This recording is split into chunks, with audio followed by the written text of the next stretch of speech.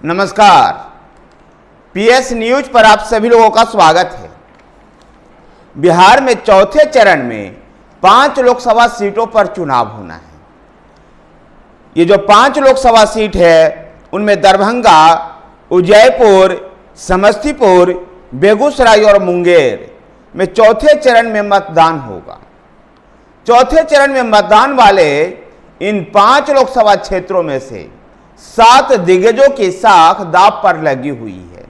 इनमें कई बिहार में नीतीश सरकार में मंत्री भी हैं। केंद्रीय मंत्रियों का भी दांव चौथे चरण पर उनके भी दांव साख पर लगी हुई है।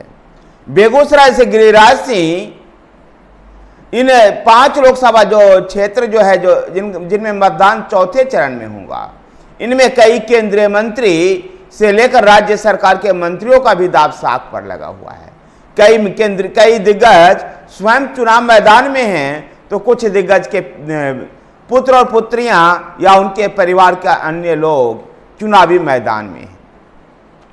बेगूसराय से केंद्रीय मंत्री गिरिराज सिंह चुनाव मैदान में हैं, तो जयपुर से नित्यानंद राय की दांव भी साख पर लगी हुई है। तो मुंगेर से जेडीयू के पूर्व राष्ट्रीय अध्यक्ष राजीव रंजन उर्फ ललन सिंह चुनाव मैदान में हैं।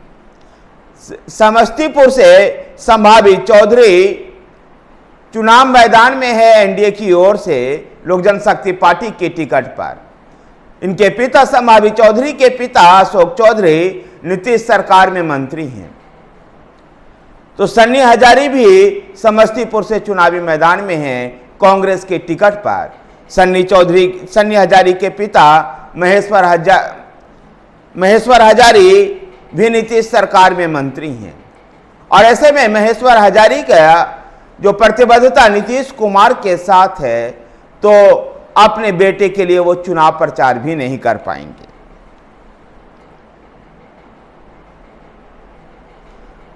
राष्ट्रीय जनता दल के दरभंगा से ललित यादव चुनाव मैदान में है। बिहार सरकार के पूर्व मंत्री रहे हैं ललित यादव। तो उजियारपुर से आलोक मेहता चुनाव मैदान में हैं। आलोक मेहता के लिए खास बात यह है कि 2 बार वो लोकसभा का चुनाव हार चुके हैं, उसके बाद भी वो तीसरी बार लगातार देश के सबसे बड़े पंचायत में पहुंचने को लेकर के ताल ठोक रहे हैं।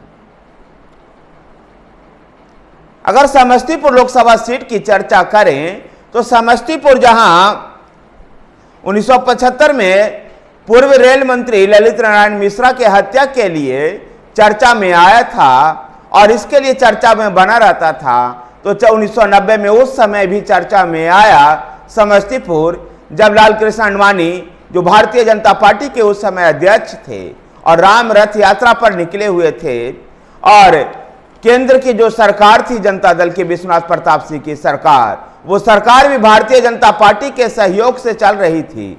उसके बाद भी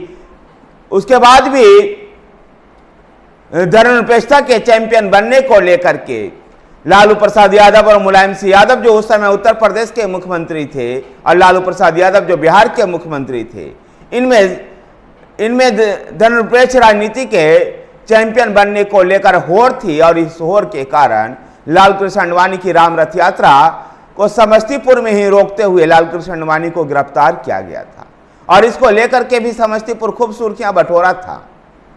लेकिन इस बार समस्तीपुर जो सुर्खियों में है, जो चर्चा में है, वो चर्चा है नीतीश सरकार के 2 मंत्री के पुत्र और पुत्रियां आमने सामने होने की वजह से।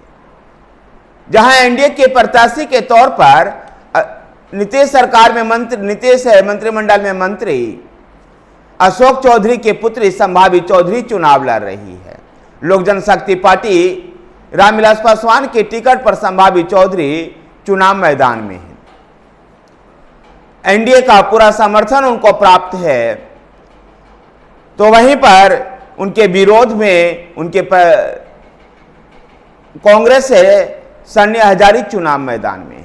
सन्नी हजारी के पिता महेश्वरी हजारी भी नीतीश मंत्रिमंडल में मंत्री हैं। ऐसे में नीतीश सरकार के 2 मंत्रियों का पुत्र और पुत्रियों के आमने सामने होने से समस्तीपुर लोकसभा सीट इस बार चर्चा में बन गया है। समस्तीपुर में संभाबी चौधरी जहां दलित परिवार में जन्म ली, लेकिन उनकी जो शादी अंतरजातीय विवाह की वजह से संभाबी चौधरी चर्चा में भी आई थी। और सायन कुणाल जो किशोर कुणाल के पुत्र हैं, सायन कुणाल, जिनसे विवाह कर चर्चा में आई संभाबी चौधरी के पति भूमिहार जाति से आते हैं। और समस्तीपुर लोकसभा क्षेत्र तो सुरक्षित लोकसभा सीट है, लेकिन इस पर भूमिहार जातियों का भी अच्छा खासा वोट है। ऐसे में संभाबी चौधरी अपनी जीत का तर्का लगा सकती है। पिता अशोक चौधरी भी अपनी पुत्री संभाबी चौधरी के लिए चुनाव प्रचार के लिए समस्तीपुर जाएंगे। तो दूसरी तरफ कांग्रेस के टिकट हासिल कर सन्नी हजारी भी चुनाव मैदान में है। सन्नी हजारी के पक्ष में यह बातें हो सकती है कि समस्तीपुर से उनके पिता महेश्वरी हजारी और उनके दादा भी यहाँ के सांसद रह चुके हैं।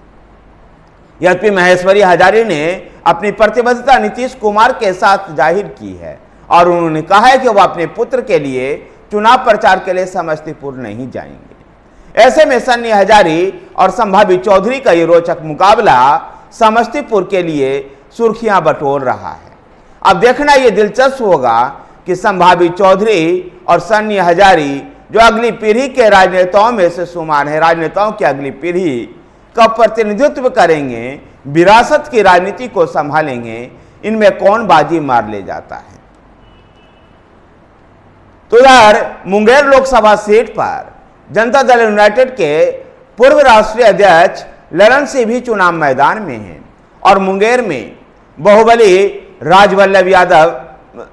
बाहुबली अशोक महतो की पत्नी अनीता देवी भी चुनाव मैदान में है। ऐसे में मुंगेर लोकसभा चुनाव भी बड़ा रोचक हो चुका है। तो नरेंद्र मोदी सरकार में मंत्री बेगूसराय संसदीय क्षेत्र से चुनाव मैदान में भाजपा के प्रत्याशी गिरिराज सिंह भी चुनाव मैदान में है। गिरिराज सिंह की भी प्रतिष्ठा दांव पर है, तो जयपुर से नित्यानंद राय की भी प्रतिष्ठा दांव पर लगी हुई है। दरभंगा लोकसभा सीट पर राष्ट्रीय जनता दल के ललित यादव और उजियारपुर से आलोक मेहता की साख भी दांव पर है।